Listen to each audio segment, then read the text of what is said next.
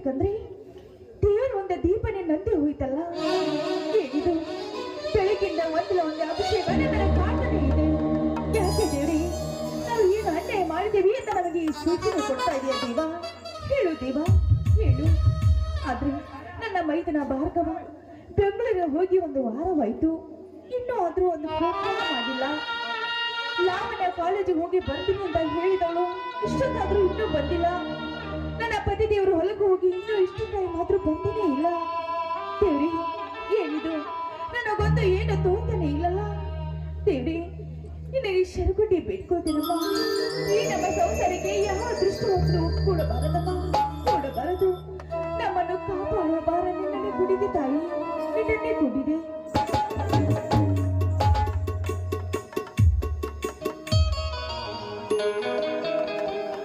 ಜನಕಿ ಅಕ್ಕ ಜೀವ, ಯಾಕಪ್ಪ ಇಷ್ಟೊಂದು ಗಾಬರಿಯಾಗಿ ಓಡಿ ಬಂದಲ್ಲ? ಏನಾಯ್ತು ಜೀವ, ಹೇಳು ಜೀವ. ಸತ್ಯ ಬರ್ತಿ ಮಾಮ, ಅವ್ರ ತಂಗಿಲ್ಲ ಅವನೇನ ನಾವು ಕೊಲೆ ಮಾಡೇನಂತ ಪೊಲೀಸರು ಅರೆಸ್ಟ್ ಮಾಡ್ಕೊಂಡು ಹೋದ್ರು. ಸ್ವಾಮಿ,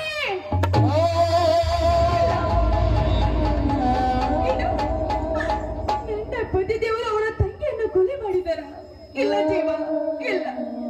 ನೀನು ಸುಳ್ಳು ಹೇಳ್ತಾ ಇದೀಯ ಜೀವ, ಸುಳ್ಳು ಹೇಳ್ತಾ ಇದೀಯ. ತಂಗಿಯನ್ನೇ ಕೊಲೆ ಮಾಡುವಷ್ಟ ಕಟುಕರಲ್ಲ ನನ್ನ ಪತಿ ದೇವರು.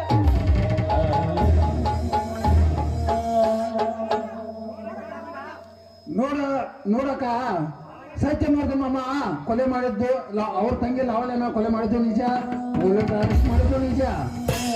ನಂಬುವ ಬೇಟ್ರೆ ಬೇಡ, ನಮ್ಮ ಟೈಮ್ ಆಯ್ತು, ನಾವು ಹೊಡೆದ ಜಮಾಳ್ಕ ನೀ ನಂಬ ಬೇಟ್ರೆ ಬೇಡ.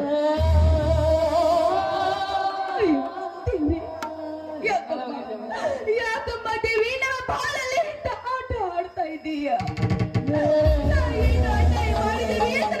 ಶಿಕ್ಷೆ ಕೊಟ್ಟಿದ್ದಾಯಿ, ಹೇಳು ತಾಯಿ, ಹೇಳು. ಇಲ್ಲ, ನನ್ನ ಪತಿ ದೇವರು ಧರ್ಮದ ಹಾದಿಯಲ್ಲಿ ನಡೆಯುವ ಧರ್ಮವಂತರು. ನನ್ನ ಲಾವಣ್ಯನ ಕೊಲ್ಲುವಷ್ಟು ಕಟುಕರು ನನ್ನ ಪತಿ ದೇವರು ಅಲ್ಲ. ಅಯ್ಯೋ ದೇವ್ರಿ, ನಾ ಈಗ ಏನ್ ಮಾಡ್ಬೇಕು ಒಂದು ತೋರಿಸ್ತಾಗಿದೆ. ಕೂಡ ಊರಲ್ಲಿಲ್ಲ. ನಾನೇ ಸ್ಟೇಷನ್ಗೆ ಹೋಗಿ ವಿಚಾರಿಸಿದ್ರಾಯ್ತು. ನನ್ನ ಪತಿ ದೇವರ ಬಿಡಿಸ್ಕೊಂಡು ನಾನು ಕರ್ಕೊಂಡು ಬರ್ಲೇಬೇಕು. ಹೌದು.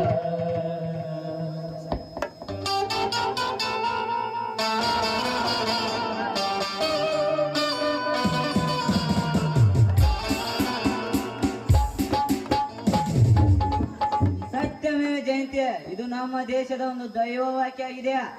ಅಂದರೆ ಇದರ ಅರ್ಥ ಯಾವಾಗಲೂ ಸತ್ಯ ಒಂದೇ ಗೆಲ್ಲುತ್ತದೆ ಅಂತ.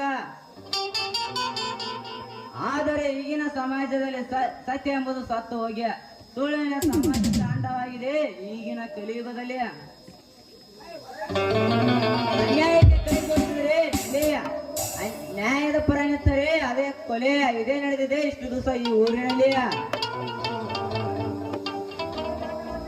ಹಿಂದೆ ದಾಖಲಾಗಿರುವ ಕೇಸ್ ಫೈಲ್ಗಳನ್ನು ಸೂಕ್ಷ್ಮವಾಗಿ ಗಮನಿಸಿದಾಗ ನನಗೆ ಅತಿಯಾಗಿ ಹೆಚ್ಚಿಕೊಂಡು ಬಂದಿರುವ ಸುಳಿವುಗಳೆಂದರೆ ಇಲ್ಲಿ ಬಂದಿರುವ ದಕ್ಷ ಅಧಿಕಾರಿಗಳ ಕೊಲೆಯಾಗಿರುವುದು, ಇನ್ನೊಂದು 20 ರಿಂದ 30 ವಯಸ್ಸಿನ ಬಡ ಹೆಣ್ಣು ಮಕ್ಕಳನ್ನು ಟಾರ್ಗೆಟ್ ಮಾಡಿ ಕಿಡ್ನಾಪ್ ಮಾಡಿದ್ದಾರೆ. ಕಿಡ್ನಾಪ್ ಪತ್ತೆ ಹಚ್ಚಲು ಹೋದ ನಮ್ಮ ವ್ಯಕ್ತಿ ಕೊಲೆಯಾಗಿದ್ದೇಕೆ ಇದು ತಿಳಿತಾ ಇಲ್ಲ ನನಗೆ. ಹಾಗಾದರೆ ಆ ಕಿಡ್ನಾಪ್ ಆದ ಹುಡುಗಿಯರು ಎಲ್ಲಿದ್ದಾರೆ? ಇದರ ಹಿಂದೆ ಯಾವುದೋ ಒಂದು ಬಲಿಷ್ಠವಾದ ಗ್ಯಾಂಗೇ ಕೆಲಸ ಮಾಡುತ್ತದೆ. ಇದರ ಪ್ರತ್ಯಾರ ತಿಳಿಯಲು ಸ್ವಲ್ಪ ಟೈಮ್ ಬೇಕಾಗುತ್ತದೆ. ಪಿಸಿ ಯಾವ ಕಾರಣಕ್ಕಾಗಿ ಕೊಲೆ ಮಾಡಿದಂತ ಬಾಯ್ಬಿಟ್ನ? ಇಲ್ಲ ಸರ್, ಇಲ್ಲ. ಸುಮ್ಮನೆ ಹೇಳಿದರೆ ಬಾಯಿ ಬಿಡ್ತಾ ಇಲ್ಲ.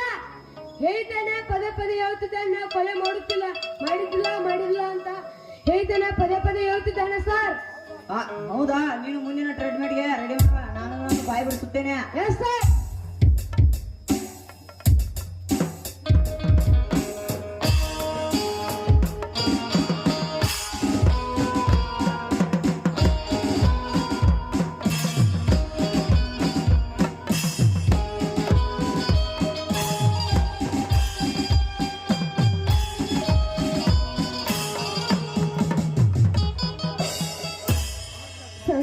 ನಮಸ್ಕಾರ ಸರ್. ನಮಸ್ಕಾರ ಬನ್ನಿಯಮ್ಮ, ಏನಾಗಬೇಕಾಗಿತ್ತು ಹೇಳಿ. ಸರ್, ನನ್ನ ಹೆಸರು ಜಾನಕಿ ಅಂತ. ಅರೆಸ್ಟ್ ಮಾಡ್ಕೊಂಡು ಬಂದಿರಲ್ಲ, ಅವರ ಧರ್ಮ ಪತ್ನಿ ನಾನು. ನನ್ನ ಸ್ವಂತ ತಂಗಿಯನ್ನ ಕೊಂದ ಕೊಲೆಗಡಕ ನಿನ್ನ ಧರ್ಮಪತ್ನಿಯೇ? ಸರ್, ಇಲ್ಲ ಸರ್, ನಿಜವಾಗ್ಲೂ ಹೇಳ್ಬೇಕಂದ್ರೆ ನಮ್ಮ ಯಜಮಾನ್ರು ಕೊಲೆ ಮಾಡಿಲ್ಲ. ದಯವಿಟ್ಟು ನಿಮ್ಮ ಕೈ ಮುಗಿದು ಬೇಡಿ, ನಮ್ಮ ಯಜಮಾನ್ರು ಬಿಟ್ಟು ಬಿಡಿ ಸರ್, ಬಿಟ್ಟು ಬಿಡಿ. ನೋಡಮ್ಮ, ಹಾಗೆಲ್ಲ ಬಿಡಕ್ಕಾಗೋದಿಲ್ಲ. ನಮ್ಮ ಹತ್ರ ಇವನೇ ಕೊಲೆ ಮಾಡಿದ ನನಗೆ ಬಲವಾದ ಸಾಕ್ಷಿದೆ. ನೀವೇಗೆ ಹೇಳ್ತೀರಾ ಇವನು ಕೊಲೆ ಮಾಡಿಲ್ಲ ಅಂತ? ಇಲ್ಲ ಸರ್, ಇಲ್ಲ, ನಾನು ಹೇಳ್ತಾ ಇರೋದು ನಿಜವನ್ನೇ. ಯಾಕೆ ಅವರ ಸ್ವಂತ ತಂಗಿಯನ್ನು ಅವರೇಕೆ ಕೊಲೆ ಮಾಡ್ತಾರೆ ಸರ್? ಹೇಳಿ ಸರ್. ಸರ್, ಧರ್ಮದ ಹಾದಿಯಲ್ಲಿ ನಡೆದಿರೋ ನನ್ನ ಪತಿದೇವರು ಧರ್ಮವಂತರು. ಇದು ಎಲ್ಲ ಸುಳ್ಳು ಸರ್. ಇದು ಯಾರ್ದು ಸುಳ್ಳು? ಅವ ಯಾರ್ದೋ ಕೈವಾಡ ಇದೆ. ನೋಡಿಯಮ್ಮ, ನೀವು ಏನು ಹೇಳಬೇಕಾದರೂ ಕೋರ್ಟಿಗೆ ಬಂದಿದೆ. ನಾವೇನು ಮಾಡಕ್ ಹೋಗಲ್ಲ. ಪ್ಲೀಸ್ ಹೊರಡಿ ಇಲ್ಲಿಂದ. ಅಯ್ಯೋ, ಇದೆಯೇ, ನಾನು ಏನ್ ಮಾಡ್ಬೇಕು ಅಂತ ನನಗೊಂದು ಗೊತ್ತಾಗ್ತಾ ಇಲ್ಲ. ನನ್ನ ಮೈದಿನ ಭಾಗವತದ ಊರಲ್ಲಿಲ್ಲ ಸರ್. ನೋಡಿ, ನಿಮ್ಮ ಕೈ ಮುಗ್ತೇನೆ, ಬೇಕಾದ್ರೆ ನಿಮ್ಮ ಕಾಲು ಹಿಡಿದು ಬೇಡಿಕೊಳ್ತೇನೆ. ನನ್ನ ಪತಿ ದೇವರನ್ನು ಬಿಟ್ಟು ಬಿಡಿ ಸರ್, ಬಿಟ್ಟು ಬಿಡಿ. ನೋಡಿ ಅಮ್ಮ, ಹಾಗೆಲ್ಲ ಬಿಡಿಸಲ್ಲ. ನೀವು ನಿಮ್ಮ ಗಂಡನನ್ನು ಬಿಡಿಸಿಕೊಂಡು ಹೋಗಬೇಕಾದ್ರೆ ಜಾಮೀನು ತೆಗೆದುಕೊಂಡು ಬನ್ನಿ, ಆಮೇಲೆ ಬಿಟ್ಟು ಕಳಿಸಿರಾಯ್ತು. ಏನು ಜಾಮೀನ? ಸರ್, ನಮ್ಮಂತ ಬಡವರಿಗೆ ಯಾರು ಸರ್ ಜಾಮೀನು ಕೊಡುತ್ತಾರೆ? ಈ ಬಡವರ ಕಷ್ಟ ಯಾರು ಸರ್ ಅರ್ಥ ಮಾಡ್ಕೊಂತಾರೆ? ಹೇಳಿ ಸರ್, ನಿಮ್ಮ ಕೈ ಮುಗಿದೇನೆ, ನನ್ನ ಪತಿ ದೇವರನ್ನು ಬಿಟ್ಟು ಬಿಡಿ ಸರ್, ಬಿಟ್ಟು ಬಿಡಿ.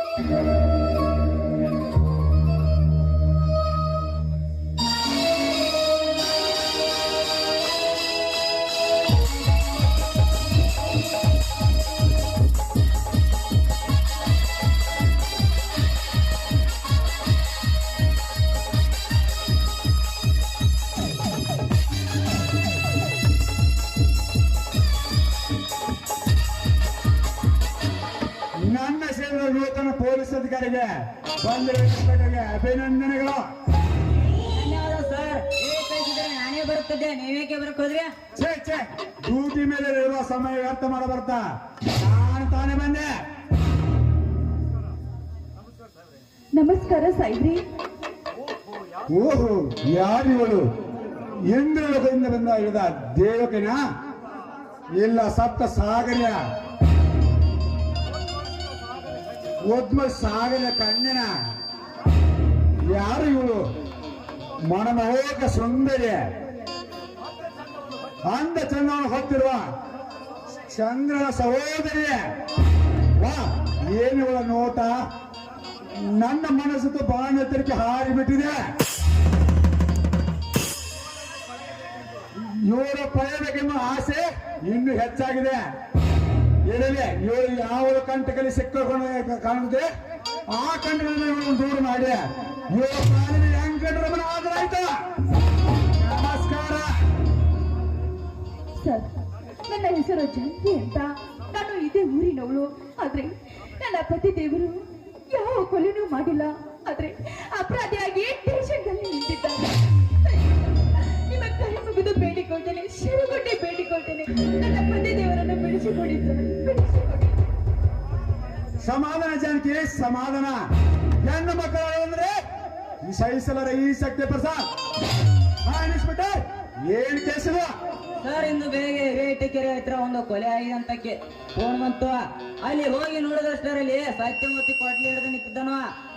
ಅವನನ್ನು ಅರೆಸ್ಟ್ ಮಾಡಿಕೊಂಡು ಬಂದೆ. ಕೊಲೆ ಆದ ಹುಡುಗಿ ಸಹ ಇವನ ಸ್ವಂತ ತಂಗಿ. ಆ ಬಾಡಿ ನಾವು ಪೋಸ್ಟ್ ಮಾಡಿ ಕಳಿಸಿದ್ದೇನೆ. ಸ್ವಂತ ತಂಗಿಯನ್ನು ಕೊಲೆ ಮಾಡಿದ್ದು ಕಟ್ಟುಕರಲ್ಲ. ಅವರನ್ನು ನೋಡಿದ್ರೆ ಮುಗ್ಧರಂತ ಕಾಣ್ತಾರೆ. ಬೆಟ್ಟು ಕಳಿಸಿ ಅವರನ್ನು. ಸರ್, ಅದು ಇದು ಅಂತ ರಾಗ ಹೇಳ್ತಿದ್ದೀನಿ ಇನ್ಸ್ಪೆಕ್ಟರ್. ಯಾಕೆ ಏನಾಯ್ತು? ಸರ್, ಈಗಾಗಲೇ FIR ಹಾಕಿಬಿಟ್ಟಿದ್ದೀನಿ. ಅದಕ್ಕೆ ಅಷ್ಟೇ ತಾನೇ. ನಮ್ಮ ಕಡೆ ಹುಡುಗನೊಬ್ಬನ ಒಳಗಡೆ ಕಳಿಸು, ಆಮೇಲೆ ನಿಮಗೆ ಕೋರ್ಟಿಂದ ಬೇರೆ ಕೊಡ್ತೇನೆ. ಅವ್ರನ್ನ ಬೆಟ್ಟು ಕಳಿಸಿ. ಹಾಗೆ ಆಗಲಿ ಸರ್. ಬಿಸಿ ಸತ್ಯಮೂರ್ತನ ಹೊರಗಡೆ ಕರೆದುಕೊಂಡು ಬನ್ನಿ.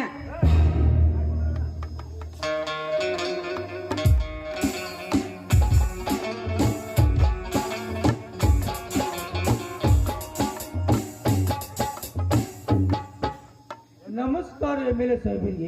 ನಿನ್ನೆ ತುಂಬಾ ಸುಮಾರಾಯಿತು ಸಾಯಿಬ್ರಿ, ನನ್ನ ಯಜಮಾನ ಬಿಡಿಸಿಕೊಟ್ಟಿದ್ದು ನಿಮಗೆ ಕೃತಜ್ಞತೆಗಳು. ಆದ್ರೆ ನನ್ನ ನಾಲ್ಕನೇ ಸಾವಿಗೆ ಒಂದು ನ್ಯಾಯ ತಂದುಕೊಡಿ ಸರ್, ತಂದುಕೊಡಿ.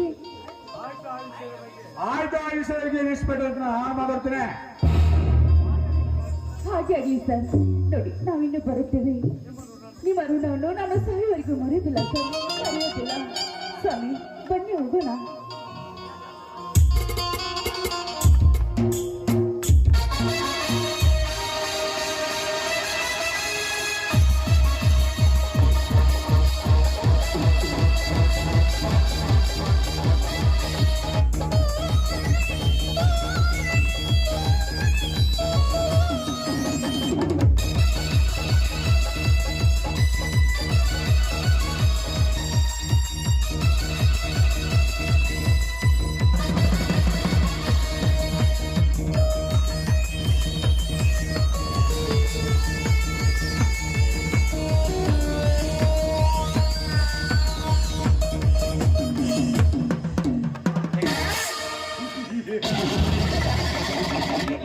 ಋಣ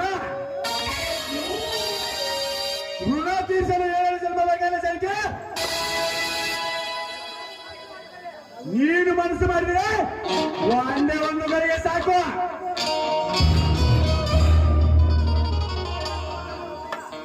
ನಿನ್ನ ಮನಸ್ಸು ತುಂಬೆಲ್ಲ ನನ್ನ ಹೃದಯ ಆವರಿಸಿಕೊಂಡು ಬಿಟ್ಟಿದೆ. ಸಮಯ ಸಾಧಿಸಿ ಅನಾದ್ರಿಗೆ ಹಾರಿ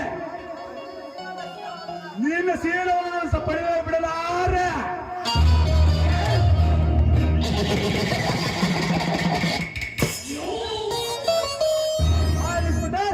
ನಾನಿನ ಬರ್ತೇನೆ. ಇಲ್ಲಿ ಎಮ್ಮೆಲ್ಯೆ ಸಾಹೇಬ್ರಿ, ಬನ್ನಿ ಗೊಂಡ್ರಾಕಣ. ಈಗ ದೇವಿಗೆ ಹೊರತು ನನ್ನ ಮುದ್ದಿನ ತಂಗಿ ಐಶ್ವರ್ಯ ಇವತ್ತು ರೈಲ್ವೆ ಸ್ಟೇಷನ್ಗೆ ಕರ್ಕೊಂಡು ಹೋಗಿ ಬರ್ಬೇಕು. ಮತ್ತೊಮ್ಮೆ ಆಸೆ ಕರ್ಕೊಂಡು ಹಾಗಾರಾಯ್ತು ಬರ್ತೇನೆ.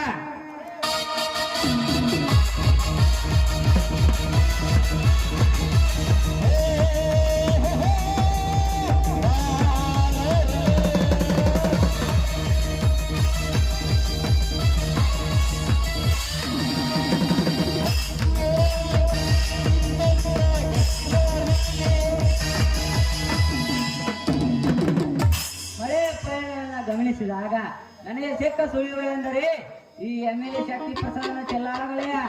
ಅದಕ್ಕೆ ಇವನಿಗೆ ಗೊಂಡ್ರು ಹಾಕಿಸಿ ಅದರ ಬಗ್ಗೆ ವಿಚಾರಿಸೋಣ ಅಂದರೆ ಬಚಾದ ಇರಲಿ. ನೆಕ್ಸ್ಟ್ ಟೈಮ್ ವಿಚಾರಿಸಿದ್ರೆ ಆಯ್ತು. ಅಭಿ ಪಿಕ್ಚರ್ ಬಾಕಿ ಹೇ.